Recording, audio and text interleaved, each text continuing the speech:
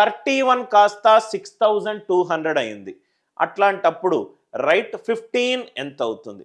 15 ఎంత అవుతుంది? నవ్వు ఇక్కడ చూడండి సార్, 31 క్వశ్చన్ చూడంగానే నేను 3300 తీసేసాను. ఎందుకు సార్ అని అంటే 31 into question mark is equivalent to 15 into 6200, 16 into now 3300 అంటే దాంట్లో 11 అనే గుణిజం ఉంది. 33 11తో డివైడ్ అవుతుంది. రైట్ హ్యాండ్ సైడ్ 11కు సంబంధించి ఏ నంబరు లేదు కాబట్టి అది తీసేసా, క్వశ్చన్ మార్క్లో తీసేసా. దాని తర్వాత ఇక్కడ చూడండి ఇంకేం నెంబర్ తీసేయవచ్చు. నా ఇక్కడ 15లో 3 అనే ప్రధాన సంఖ్య ఉంది. 15లో 3 అనే ప్రధాన సంఖ్య ఉంది అంటే క్వశ్చన్ మార్క్ ఓన్లీ 3 తోటే డివైడ్ అవ్వాలి. ఇంకో పవర్ ఆఫ్ 3 ఎక్కువ రాకూడదు.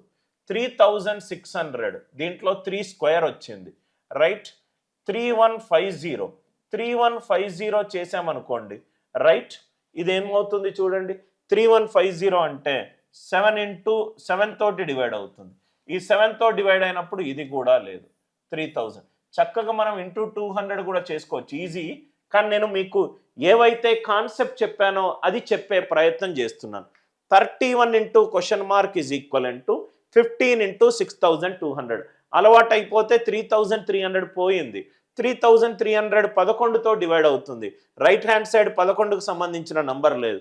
3300 అవుట్. 3150 పోయింది, అది 7 తోటి డివైడ్ అవుతుంది. రైట్ హ్యాండ్ సైడ్లో 7తో డివైడ్ అయ్యే ఏ నంబరు లేదు, పోయింది. దాని తర్వాత 3600 అంటే 3 స్క్వేర్, కానీ ఇక్కడ ఓన్లీ 1 పవర్ ఆఫ్ 3 ఉంది రైట్. పెద్ద పెద్ద నంబర్లకు అబ్సల్యూట్లీ బ్యూటిఫుల్ కాన్సెప్ట్ సార్. నవ్వు ఇక్కడ చూడండి ఇంకొన్ని ప్రాబ్లమ్స్ చేద్దాం మనం.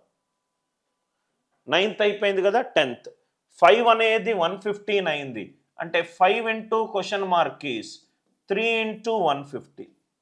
115లో 23 అనే ప్రధాన సంఖ్య ఉంది.